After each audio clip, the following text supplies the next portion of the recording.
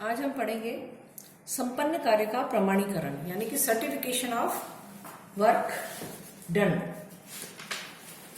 यदि ठेका कार्य अल्प राशि का है तथा शीघ्र ही पूर्ण किया जा सकता है तो कार्य समाप्त होने पर संपूर्ण मूल्य का भुगतान एक ही किश्त में प्राप्त किया जा सकता है। किंतु ऐसे ठेके जो अपेक्षाकृत काफी दीर्घ अवधि में पूर्ण किए जाने वाले हों तो ठेका मूल्य का भुगतान किश्तों में प्राप्त किया जाता है। प्रत्येक किश्त की राशि जो है वो संपन्न कार्य की प्रमाणित मात्रा पर निर्भर करती है। एक निश्चित अवधि में पूर्ण किए गए कार्य की जांच ठेकेदार के शिल्पकार अथवा अभियंता के द्वारा की जाती है। यदि ये परीक्षक संपन्न कार्य को ठेके की शर्तों के अनुकूल पाते हैं तो वे उस कार्य के लिए एक प्रमाण पत्र अनुमोदित कर देते हैं जिसे कार्य का प्रमाणीकरण यानी कि सर्टिफिकेशन ऑफ वर्क कहा जाता है। अब इसके बाद अप्रमाणित कार्य देखेंगे हम। वर्क अनसर्टिफाइड, जो कार्य वर्ष के अंत में ठेकेदार द्वारा पूरा कर दिया जाता है लेकिन ठेकेदाता के परीक्षकों द्वारा उस समय उसका प्रमाणीकरण नहीं हो पाता, उसे अप्रमाणित कार्य यानी कि वर्क अनसर्टिफाइड कहते हैं।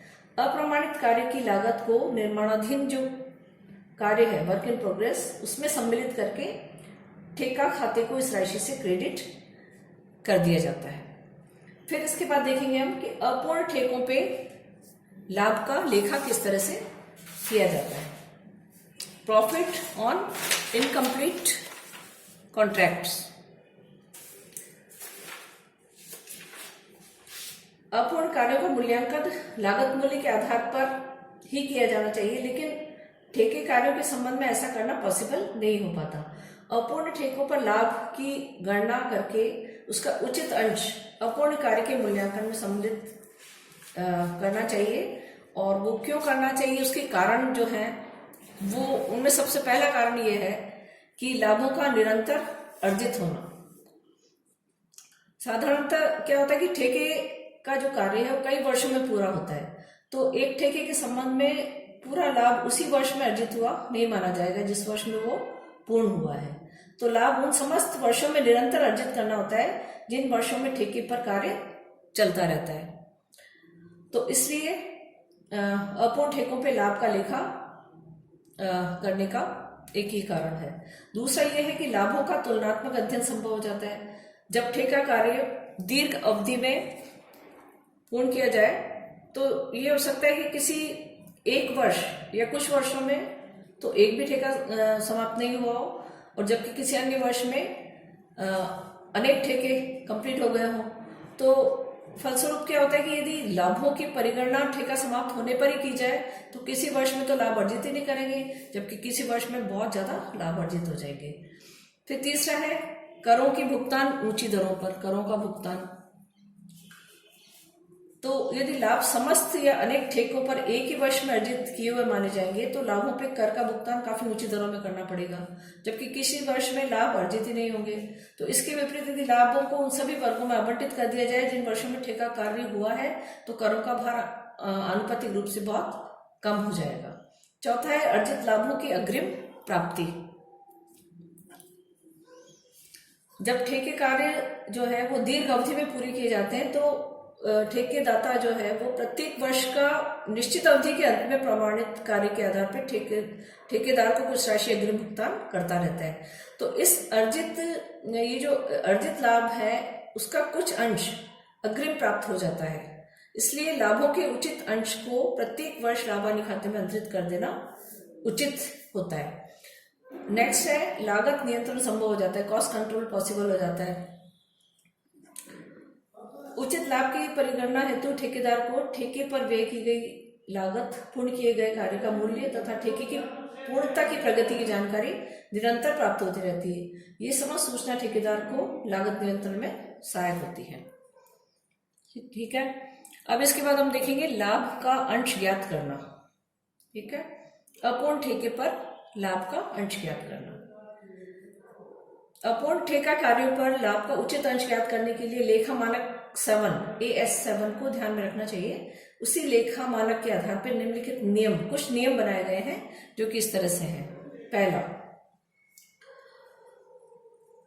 पहला है कि लाभ की गणना केवल प्रमाणित कार्य अथवा अनुमोदित कार्य को ध्यान में रखकर ही करनी चाहिए। अप्रमाणित कार्य का मूल्यांकन उनकी वास्तविक लागत के आधार पर किया जाना ही उचित है। इसके बाद है कि उपयुक्त रीति से प्राप्त किए गए लाभ की राशि पूर्ण रूप से चालू वर्ष के लाभ हानि खाते में न ले जाके इसका कुछ प्रतिशत भविष्य की हानियों के लिए आयोजन के रूप में रखा जाना विवेकपूर्ण होता है। ठीक है। फिर है यदि ठेके की कुल राशि का 1/4 से कम कार्य ही प्रमाणित हुआ हो। ठीक है। तो ये वाली स्थिति अगर होगी तो लाभ की गणना करना उचित नहीं है, क्योंकि कार्य की भावी स्थिति की सही जानकारी इस समय तक पॉसिबल नहीं हो पाती। इसलिए चालू कार्य का मूल्यांकन प्रमाणित कार्य तथा अप्रमाणित कार्य की लागत के आधार पर ही करना चाहिए, अर्थात लाभ का कोई भी भाग लाभ हानि खाते में क्रेडिट नहीं करेंगे। फिर अगला है कि यदि ठेके के 1/4 या इससे अधिक लेकिन आधे से कम कार्य का प्रमाणीकरण हुआ हो, तो ऐसी स्थिति में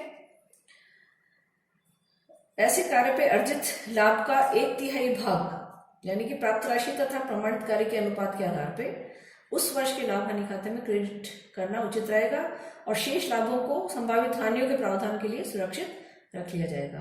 लाभ की इस राशि को ठेकेदाता से प्राप्त नगद राशि तथा प्रमाणित कार्यों के मूल्य के अनुपात में माइनस कर दिया जाएगा।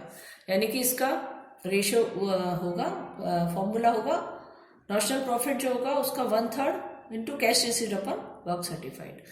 अगली कंडीशन है यदि ठेके का आधा या आधे से अधिक भाग का प्रमाणीकरण हो गया है, तो अर्जित लाभ का 2/3 भाग प्राप्त राशि और प्रमाणित कार्य के अनुपात को ध्यान में रखते हुए उस वर्ष के लाभ हानि खाते में क्रेडिट कर देना चाहिए और शेष भाग को भावी संभावित हानियों के लिए संचय के रूप में सुरक्षित रख लेना चाहिए। इसका फॉर्मूला है नॉशनल प्रॉफिट इंटू 2/3 और into cash received upon work certified. इसके बाद अगली कंडीशन ये हो सकती है कि यदि ठेका लगभग पूर्ण होने की स्थिति में हो, तो अब तक की कुल लागत में से शेष कार्य को पूर्ण करने में लगने वाले जो अनुमानित व्यय हैं उनको जोड़ के पूरे ठेके की अनुमानित लागत ज्ञात कर ली जाएगी और ठेके मूल्य के आधार पर इसका कुल अनुमानित लाभ ज्ञात कर लिया जाता है। इस अनुमानित लाभ का आनुपातिक अंश किसी भी सूत्र के आधार पर ज्ञात कर लेंगे, काफी सारे सूत्र हैं, और उसे लाभ हानि खाते में अंतरित कर दिया जाएगा। सूत्र जो है उसके 3-4 हैं, उनमें से किसी भी सूत्र को काम में लिया जा सकता है। आपको बता रखा है ABCD 4 सूत्र बता रखे हैं, इनमें से किसी भी सूत्र को हम काम में ले सकते हैं। ए में है estimated profit into certified work upon contract price. ठीक है। इस तरह से 4 सूत्र बता रखे हैं आपको, इनमें से आप किसी भी सूत्र को काम में ले सकते हो। और 5th ये है कि अपूर्ण कार्य पे हानि होने की परिस्थिति में पूरी जो हानि है उसको लाभ हानि खाते में ले जाके अपलिखित कर देना चाहिए।